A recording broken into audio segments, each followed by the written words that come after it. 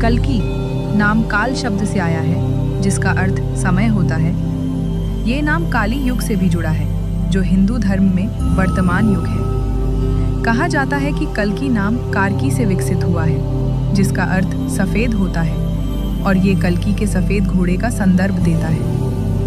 महाभारत के कुछ प्राचीन हस्तलिपियों, जैसे कि G3.6 हस्तलिपि में कल्कि के नाम को कार्की के रूप में लिखा गया है, जो इस विचार को पुष्टि देता है। ये संभावना है कि समय के साथ साथ कार्की से कल्कि में परिवर्तन हुआ होगा। कल्कि विष्णु के 10 अवतारों में से 10वां अवतार है। अवतार का अर्थ है अवतरण, जो भौतिक क्षेत्र में मानव अस्तित्व के लिए दिव्य का अवतरण है। कल्कि को कलयुग के अंत में प्रकट होने वाला अवतार बताया गया है। कल्कि का वर्णन एक ब्राह्मण योद्धा के रूप में किया गया है, जो सफेद घोड़े पर सवार होकर एक तेज तलवार लिए हुए होता है। वे कलयुग के सबसे अंधेरे और विनाशकारी चरण को समाप्त करते हैं, अधर्म को नष्ट करते हैं और सत्ययुग का शुभारंभ करते हैं।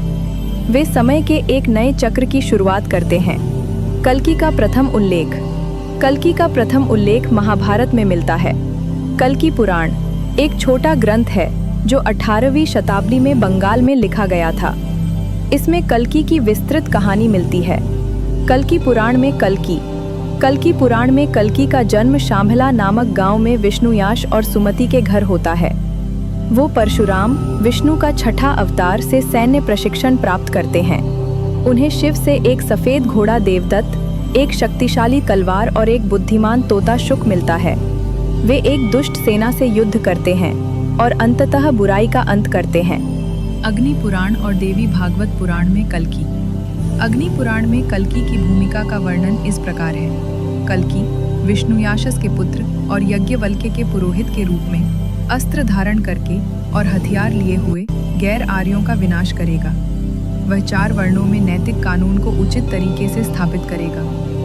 लोग जीवन के सभी चरणों में धर्म के मार्ग पर रहेंगे। देवी भागवत पुराण में देवता विष्णु का कल्कि अवतार के रूप में आह्वान करते हैं। जब भविष्य में इस दुनिया के लगभग सभी लोग म्लेच्छ बन जाएंगे और जब दुष्ट राजा उन्हें दाईं और बाईं ओर दबाएंगे, तो तुम फिर से कल्कि के रूप में अवतार लेंगे और सभी शिकायतों का निवारण करेंगे। हम आपके कल्कि रूप को प्रणाम करते हैं। हे देवा। कल्कि हिंदू, बौद्ध और सिख धर्मों में महत्वपूर्ण अवतार हैं। वे अधर्म का अंत करते हैं और सत्य के युग का आगमन करते हैं। उनका वर्णन एक महान योद्धा और एक दिव्य शक्ति के रूप में किया जाता है, जो बुराई को नष्ट करता है और धर्म को पुनर्स्थापित करता है। कल्कि अवतार विष्णु का 10वां अवतार। हिंदू धर्म में कल्कि भगवान विष्णु का वैशाखदस्वाचु का अवतार है। अवतार का अर्थ है अवतरण, यानी भगवान का मानव लोक में आगमन। गरुड़ पुराण में 10 अवतारों का वर्णन है, जिसमें कल्कि 10वां अवतार है। कल्कि का आगमन कलयुग के अंत में होता है। कलयुग के अंधकार, पतन और अराजकता को दूर करने और सत्य युग की स्थापना करने के लिए कल्कि का अवतरण होता है। वे सफेद घोड़े पर सवार होते हैं, जिनके हाथ में तेजस्वी तलवार होती है। वे धर्म की पुनर्स्थापना करते हैं और समय चक्र को पुनः आरंभ करते हैं। पुराणों में वे एक ब्राह्मण योद्धा के रूप में वर्णित हैं। कल्कि का प्रथम उल्लेख महाभारत में मिलता है।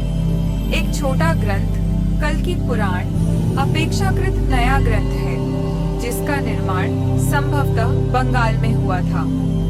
यह ग्रंथ 18वीं शताब्दी का माना जाता है।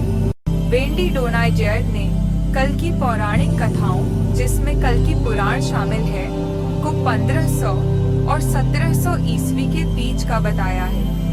कल्कि पुराण के अनुसार कल्कि का जन्म शंभला नामक गांव में विष्णु यशस और सुमति के घर होता है। वे वैशाख मास की 13 को जन्म लेते हैं। कल्कि को बचपन में ही धर्म, कर्म, अर्थ, ज्ञान जैसे विषयों का ज्ञान दिया जाता है। उन्हें परशुराम, विष्णु का छठा अवतार, द्वारा सैन्य प्रशिक्षण दिया जाता है। कल्कि भगवान शिव की भक्ति करते हैं। भगवान शिव उनकी भक्ति से प्रसन्न होकर उन्हें एक दिव्य सफेद घोड़ा, देवदत्त, गरुड़ध्वज का रूप, एक शक्तिशाली तलवार जिसका हत्था जवाहरातों से सजा है और एक तोता शुक प्रदान करते हैं। शुक तोता सभी समयों का ज्ञान रखता है, अतीत, वर्तमान और भविष्य। अन्य देवताओं, देवियों, संतों और धर्मी राजाओं द्वारा भी कल्कि को अन्य वस्तुएं दी जाती हैं। कल्कि दुष्ट सेना से युद्ध करते हैं और कई युद्धों में बुराई का अंत करते हैं, लेकिन वे अस्तित्व का अंत नहीं करते हैं।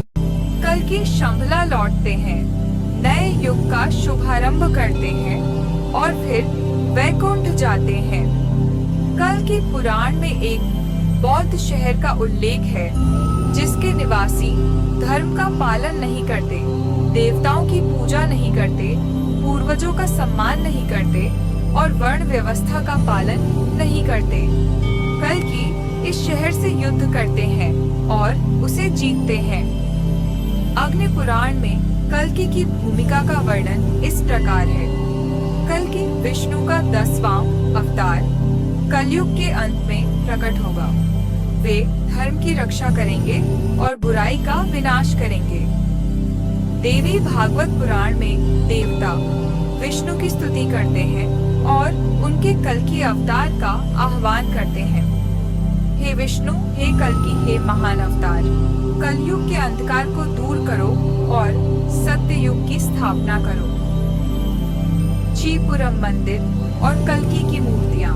कंचीपुरम मंदिर में 2 पुराणिक पैनलों में कल्कि का चित्रण किया गया है। एक पैनल में कल्कि की माता को चंद्रवंशी, चंद्रमा से उत्पन्न वंश से जोधा गया है, जबकि दूसरे पैनल में उनके पिता को सूर्यवंशी, सूर्य से उत्पन्न वंश से जोधा गया है। डी.डी. हडसन के अनुसार इन पैनलों में कल्कि को राक्षस काली से युद्ध करते और उसे परास्त करते हुए दिखाया गया है। वे देवदत्त नामक सफेद घोड़े पर सवार हैं, बुराई का अंत करते हैं, सभी के मन और चेतना को शुद्ध करते हैं और सत्ययुग की शुरुआत का प्रतीक है। कल्कि अवतार एक महत्वपूर्ण धार्मिक अवधारणा है जो हिंदू धर्म में समय के चक्र और सृष्टि के पुनर्जन्म का प्रतिनिधित्व करता है।